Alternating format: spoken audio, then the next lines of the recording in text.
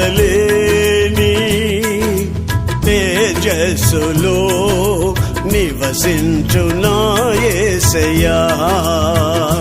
నీ మహిమను ధరించిన పరిశుద్ధులు నా కంటబడగానే,